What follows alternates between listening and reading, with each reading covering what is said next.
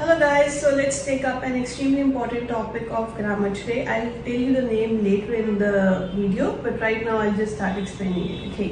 नाम पहले इसलिए नहीं बता रही, अगर मैं नाम बताया तो आपने स्किप कर देनी है वीडियो, से पहले इसको समझो फिर इसके नाम पे जाएगी. फाइन. ओके. नाउ गाइस, ये जो चीजें सेंटेंस का बेस होती है. बेस आप समझते हो, फाउंडेशन नहीं. अगर ये दोनों में से एक भी चीज मिसिंग है तो your sentence is not giving a complete meaning, वो मीनिंगलेस सेंटेंस होगा. ठीक है. तो हमें एक मीनिंगफुल सेंटेंस बनाने के लिए सिर्फ ये दो चीजों की जरूरत होती है. इसके ऊपर आप जो भी ऐड करते हो वो सिर्फ आप एक नींव के ऊपर फ्लोज डाल दो, पर जब तक ये नहीं होगा आप जो मर्जी ऐड करी जाओ, it won't make any sense. Okay. Now next guys, what I am going to talk about here is, मैंने दो सेंटेंसेस लिखे हैं. Ram is cooking food, and the second sentence is an AC was installed yesterday.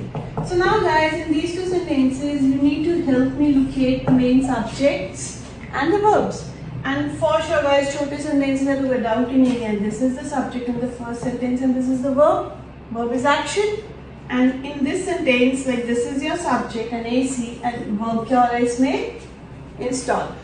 Now guys, the question is, okay, I'm asking you something and you have to answer me. क्या राम खुद से cooking कर रहा है, अपने हाथ से कुकिंग कर रहा है? Yes, as per this sentence, Ram, I would say Ram खुद से कुकिंग कर रहा है. तो your sentence would be in the active form. It means your subject is himself, herself or itself active. Okay. On the other hand, guys, क्या AC अपने आप को खुद से इंस्टॉल कर सकता है? नहीं ना. अगर करेगा तो कोई लेबरर करेगा या कोई इंसान करेगा. हाँ, अगर खुद से इंस्टॉल करेगा तो उसमें AI इन्वॉल्व होगा, आर्टिफिशियल इंटेलिजेंस. तो आर्टिफिशियल इंटेलिजेंस इंस्टॉल करेगी, AC खुद से जाके नहीं अपने आप को इंस्टॉल कर सकता. So in this case the subject is not in the active form, तो वो क्या बन गया है? Passive. I again repeat guys, in a sentence when the doer does the work himself, herself or itself, the sentence is in the active form, and when the doer does not do the work himself, herself or itself, the sentence is in the passive form. Okay, now guys, ये क्या है? ये कौन सा grammar topic हमने cover किया है? Basically we have covered voice. Voice is an extremely important grammar chapter in our grammar book, and this is what active and passive is. कुछ नहीं है, वो इतना कॉम्प्लिकेटेड तरीके से हमें पढ़ाया गया है, समझाया गया है कि हमें आज तक समझ नहीं आई. या कुछ नहीं है. It's just when the doer does the work himself, herself or itself, it is said to be in the active form.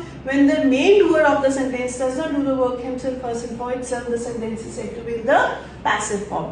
ये एक पॉइंट ऑफ रिकग्नाइजेशन होता है इसका गाइस.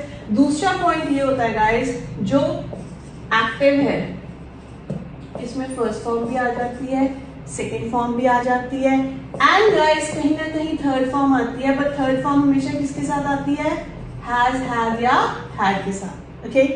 और जो पैसिव है guys, passive always requires third form. ये third form के बिना आ ही नहीं सकती. ओके. नाउ गाइस, इसको इजी तरीका है या देसी तरीका है याद रखने का कि अगर तो देखो पैसिव आएगी सिर्फ एंड सिर्फ थर्ड फॉर्म के साथ. सो अगर कोई भी sentence first and second form में है वो निकल गया, वो एक्टिव में है. The doer is doing the work himself herself or itself. But अगर हैज हैव हैड को छोड़ के कोई और हेल्पिंग वर्ब है, जैसे इज के साथ थर्ड फॉर्म है या वॉज के साथ थर्ड फॉर्म है जैसे इसमें है, ठीक है. कैन बी के साथ थर्ड फॉर्म है, कैन बी ईटन. सो किसी भी तरीके का कोई और हेल्पिंग वर्ब है उसके साथ कौन सी वर्ब फॉर्म लगी है? Third. It means the doer of the sentence is not doing the work himself, herself और itself. Okay. Now third point of difference guys, all the 12 tenses actually write active sentences, actually help you write active sentences. And 12 tenses के बिना अगर कोई भी अटपटा सा formula लगा हुआ है सेंटेंस में जो आप नहीं समझ पा रहे, मतलब there is something in the sentence, verb के साथ कुछ ऐसा लगा हुआ है जो आप नहीं समझ पा रहे, वो आपने 12 टेंसेस में नहीं किया, तो it means your sentence is in the passive form. Thank you guys.